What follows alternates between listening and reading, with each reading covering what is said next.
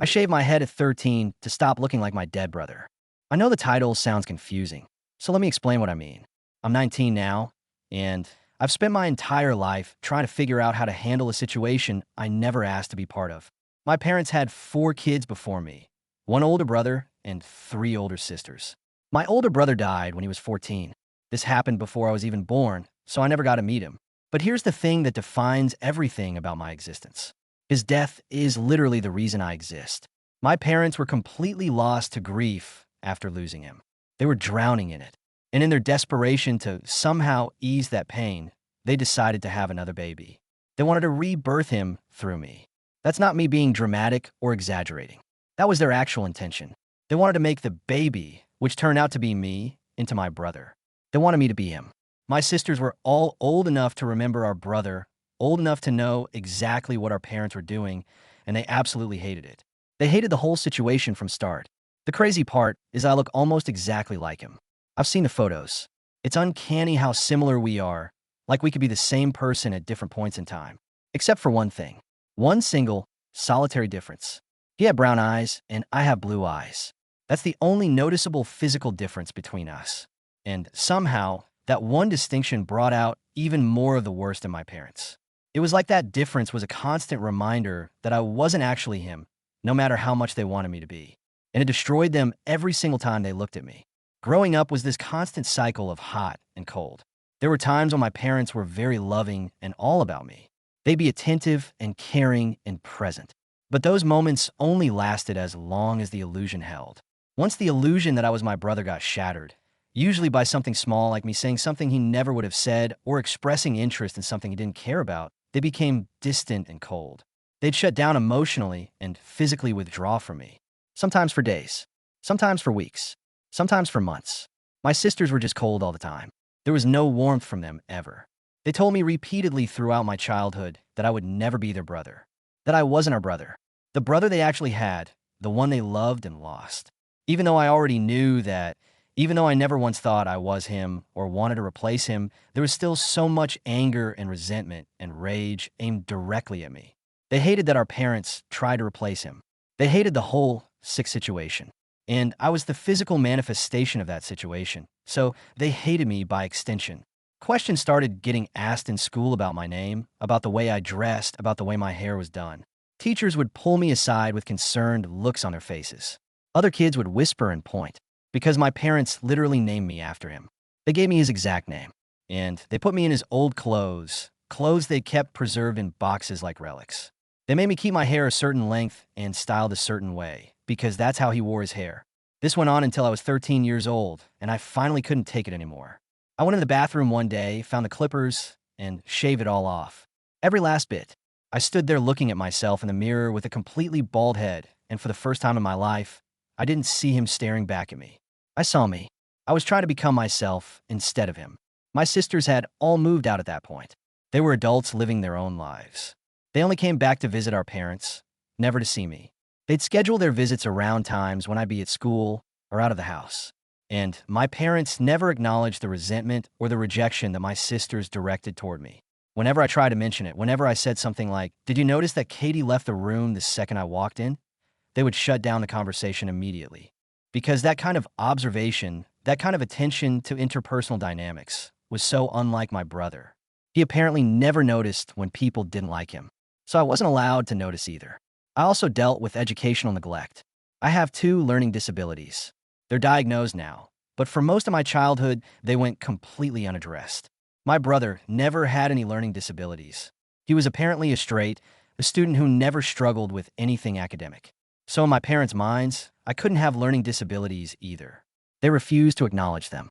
They refused to get me tested or seek accommodations.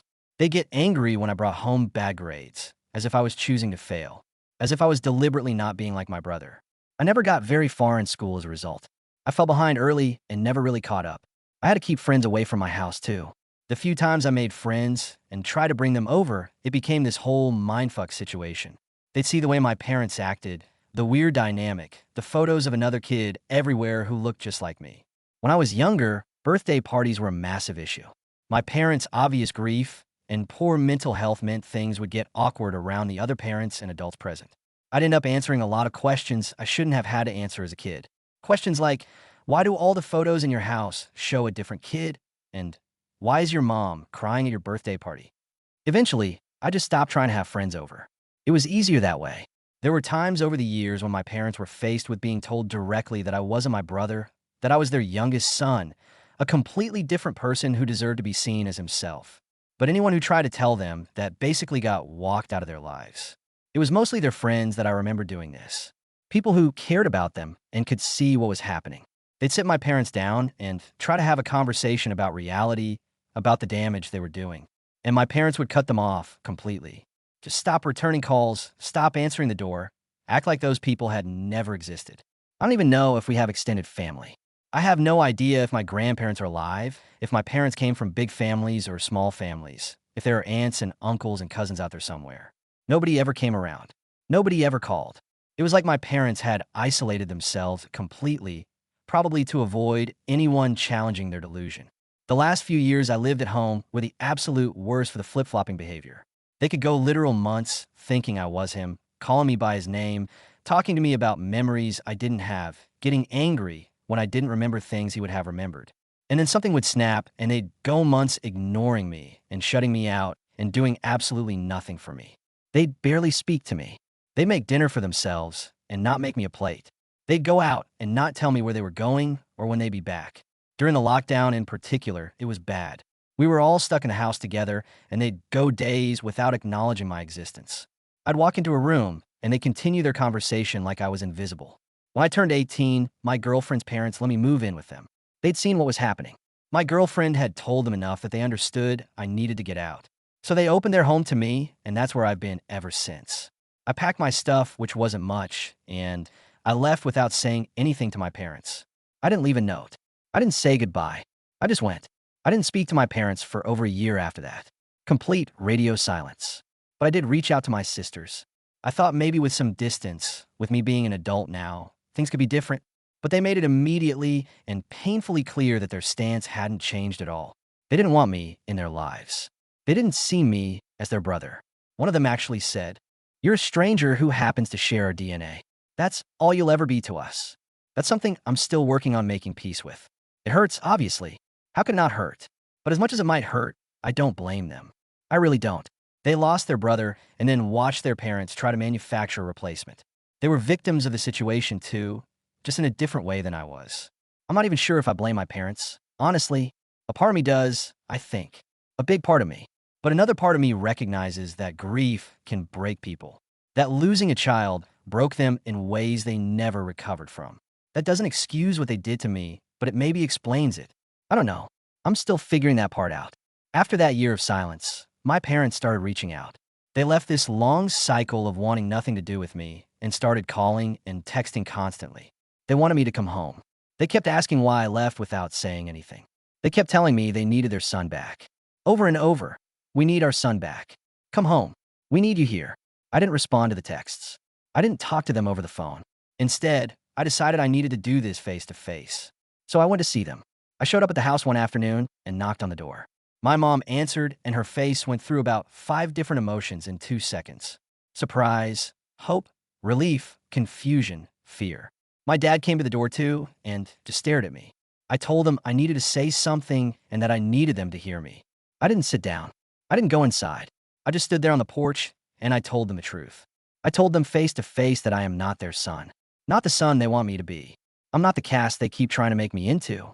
I can never be him. No matter how much they want it, no matter how hard they try, I will never be him because I'm not him. I'm a different person. And I told them that I don't think a relationship between us would ever be healthy. Not the way things are. Not with them unable to see me as me. I told them they need to let go and accept that I'm not their son. I specifically said it that way. I'm not your son. Because they never saw me as me. They only ever saw him. I had to leave right after saying it because they were both in the middle of complete meltdowns. My mom started sobbing, like full body sobbing, gasping for air. My dad just kept saying no, no, no over and over. I felt terrible walking away, but I knew if I stayed it would turn into them trying to convince me I was wrong, try to pull me back into the delusion. A few days later, I got a DM from one of my sisters. Just a short message that said, "Congratulations on fucking up her parents even more. Hope you're proud of yourself." The anger in those words was palpable. I could feel how much she hated me through the screen. That wasn't what I wanted to do. I didn't go there to hurt them or fuck them up. I went there because I thought honesty was the right thing. I thought after a year of space, maybe they'd be ready to hear the truth. But I didn't really know how else to handle it. I didn't know the right words to say or the right way to say them. So now I'm here, wondering if I'm the asshole. Did I handle this wrong?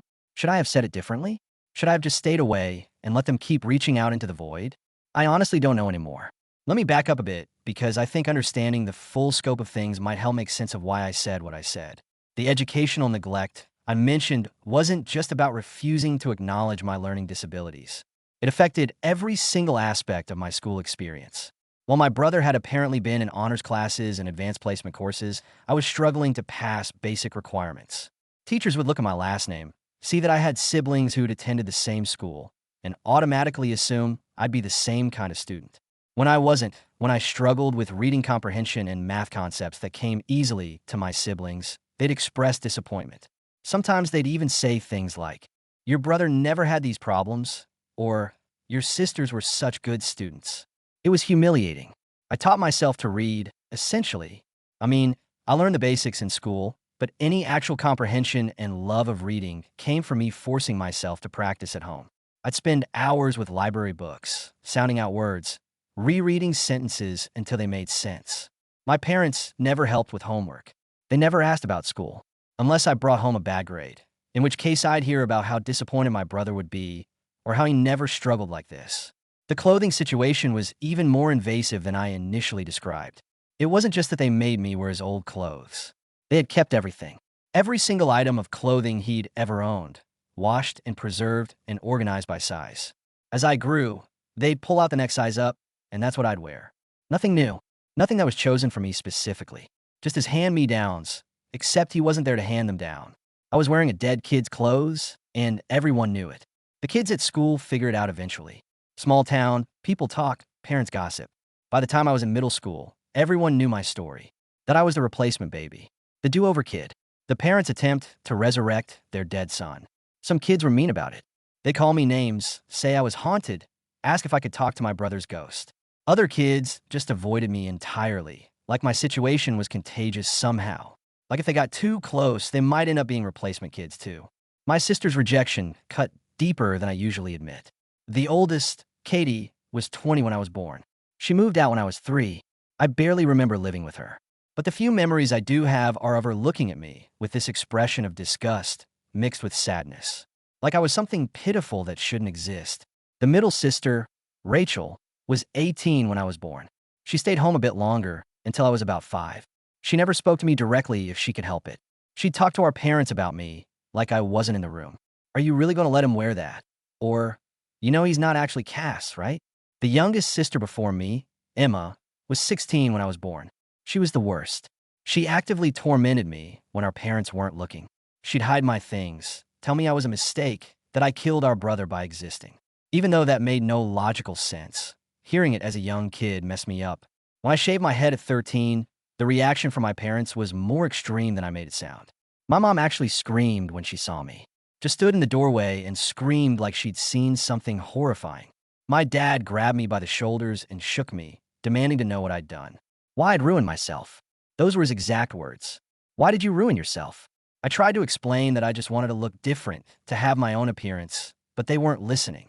My mom cried for days. She'd look at me and start crying. My dad stopped speaking to me entirely for almost 2 months. That was one of the longer periods of them shutting me out. I was 13 years old, going through puberty, struggling in school, and my parents acted like I didn't exist for 2 months because I cut my hair. I make myself meals from whatever I could find in the pantry. I do my own laundry. I get myself up for school. They'd walk past me in the hallway like I was a ghost. The irony wasn't lost on me even then. I was supposed to be the ghost of their dead son, but when I tried to be myself, I became an actual ghost in their eyes. The flip-flopping got worse as I got older. I started to recognize the pattern. Something would trigger them to see me as him. Maybe I'd laugh a certain way, or turn my head at a certain angle, or say something that reminded them of him. And suddenly they'd be warm and loving. They'd cook my favorite meals. They'd ask about my day. They'd hug me and tell me they loved me. And for a few hours or days, or sometimes weeks, I'd have parents who actually acted like parents. But then reality would intrude. I'd disagree with something they said, or mention not remembering something from our childhood that was actually his childhood, or express interest in something he never cared about. And I'd watch their faces change, watch the warmth drain out of their eyes, watch them realize I wasn't him, and the cold would come back. They'd retreat into themselves, and I'd be alone again. During the worst periods, they'd talk about my brother in front of me like I wasn't there. They'd look at photos and tell stories and cry together, and I'd be sitting right there in the same room, and they wouldn't acknowledge me at all. Sometimes my mom would set 4 plates at the table instead of 3. 4 chairs. She'd serve food onto that 4th plate. And when I tried to sit in one of the 3 remaining seats, she'd tell me that one was taken. By him. By their dead son. I'd end up eating in my room. The pandemic lockdown was its own special kind of hell. We were all stuck in a house together with nowhere to go and nothing to do.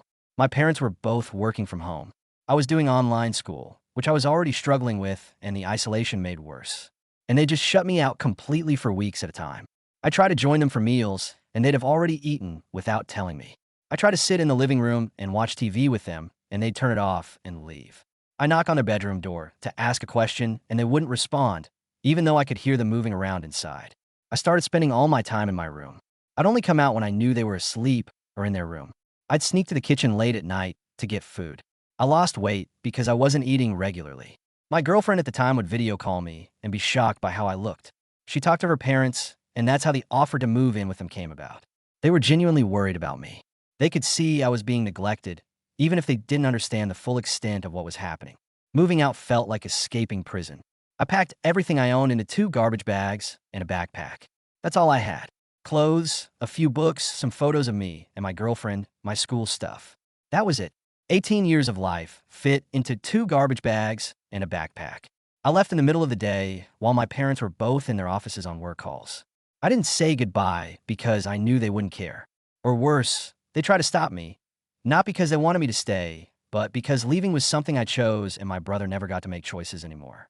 My girlfriend's parents set me up in their finished basement. They gave me privacy and space, but also made sure I was okay. They'd invite me up for family dinners, but didn't force me to participate. They treated me like a person, which sounds like such a low bar, but after 18 years with my parents, it felt revolutionary. I could just exist without being constantly measured against someone else. I could make decisions about my appearance, my clothes, my interests without being told I was doing it wrong. The silence from my parents lasted exactly 13 months. I know because I counted. 13 months of complete silence. And then suddenly they were calling and texting constantly. The messages were bizarre. They'd swing between, "Come home," "We need you," and "Where did Cass go?" Like they couldn't keep straight whether they were talking to me or to him. Some messages would be addressed to me by my actual name. Others would use his name. It was disorienting to read. My girlfriend's parents advised me not to respond. They said my parents needed professional help that I couldn't provide. But I felt guilty. Despite everything, despite all the neglect and emotional abuse and identity erasure, I felt guilty for leaving them. I know that's messed up. I know I shouldn't feel guilty. But they're still my parents, and they're still grieving, and some part of me felt responsible for their pain. Reaching out to my sisters was a mistake in hindsight.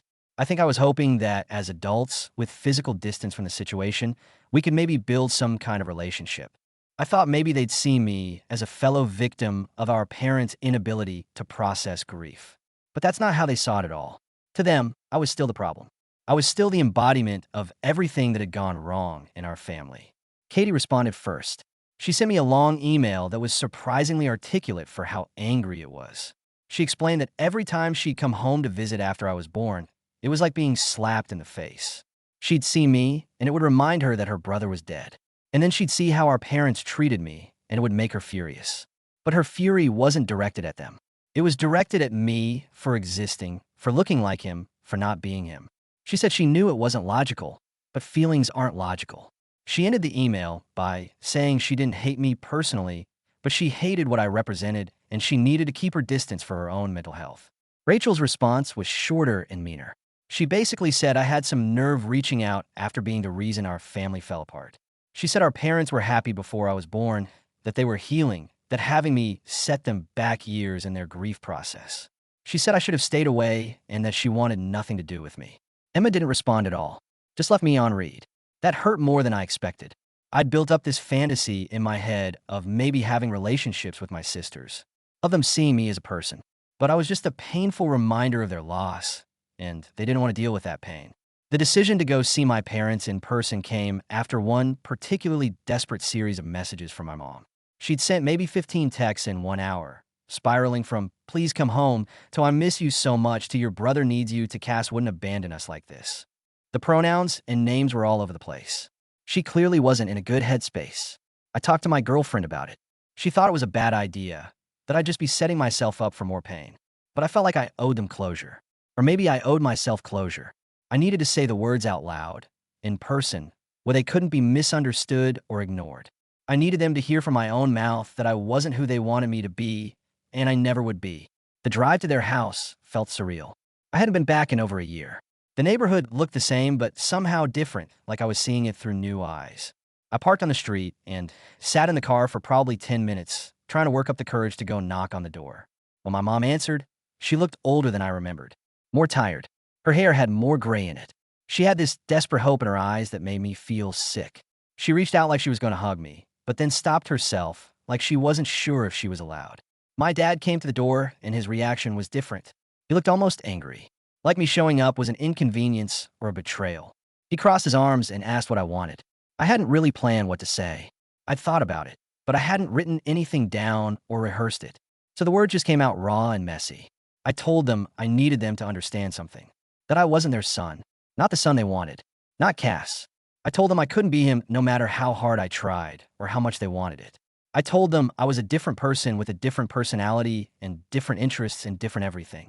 And I told them that trying to have a relationship where they couldn't see me as me, where they only saw me as a disappointing version of him, wasn't healthy for anyone. I said they needed to let go, to accept that he was gone and I wasn't him, that I would never be him, that I couldn't be their son because they didn't want me, they wanted him. My mom started crying immediately. Huge, gasping sobs. My dad just kept shaking his head and saying, "You don't understand. You don't understand." Over and over. I tried to explain more gently. I told them I understood they were grieving, that I understood they'd lost someone they loved deeply. But I couldn't live my life as a memorial to someone else. I needed to be allowed to be myself. That's when my mom reached for me, and I stepped back instinctively. She looked hurt, but she also looked like she wasn't fully seeing me. She was looking through me at someone else. She said, "You're not supposed to leave." He never left. And I realized she was so deep in the delusion that she couldn't separate me from him, even when I was standing right there telling her we were different people. My dad put his arm around my mom and told me I should leave. He said I was upsetting her. I'd always upset her by not being what I was supposed to be.